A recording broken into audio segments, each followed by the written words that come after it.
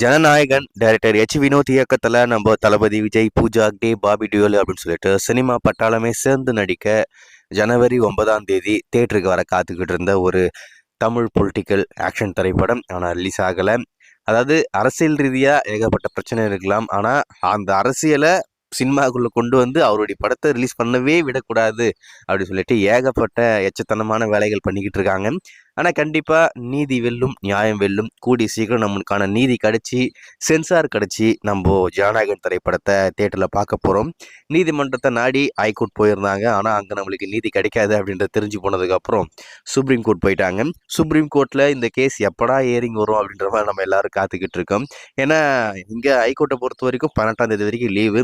ஆனால் அங்கே அப்படி கிடையாது. இன்றைக்கி மட்டும்தான் லீவு. மற்றபடி ரெகுலராக அவங்க கோர்ட் வந்து ரன் பண்ண போகிறாங்க.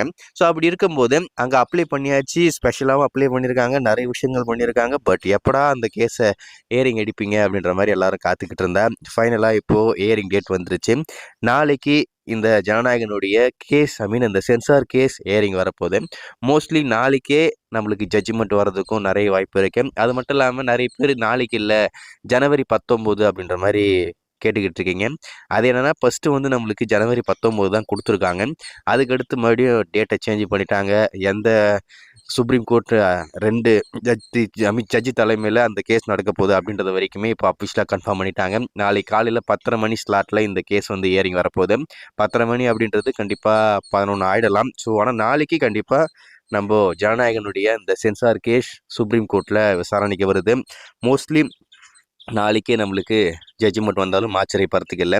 நாளைக்கு நம்மளுக்கு சாதகமாக சென்சார் கொடுங்க அப்படின்ற மாதிரி ஜட்ஜ்மெண்ட் வந்துருச்சுன்னா அடுத்த 24 மணி நேரம் இல்லை 48 மணி நேரத்தில் நம்ம கைக்கு என்ன நடந்தாலும் சரி சர்டிஃபிகேட் கொடுத்தா ஆகணும்.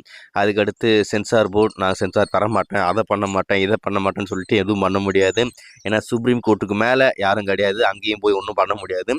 சுப்ரீம் கோர்ட் என்ன சொல்லுதோ அதுதான் இறுதி தீர்ப்பு. ஒருவேளை அங்கேயே நம்மளுக்கு நீதி கிடைக்கல, சென்சார் இல்லை அப்படின்னு சொல்லிட்டாங்கன்னா அதுக்கடுத்து என்ன அப்படின்னு பார்த்தீங்கன்னா, நம்ம படம் தேட்டரில் வர்றது மிகப்பெரிய கேள்விக்குறி தான். தேட்டரில் வராது. ஸோ அதுக்கடுத்து வேறு விதமாக எதனா பிளான் பண்ணலாம். ஸோ வெயிட் பண்ணி பார்ப்போம் நாளைக்கு என்ன தான் நடக்குது.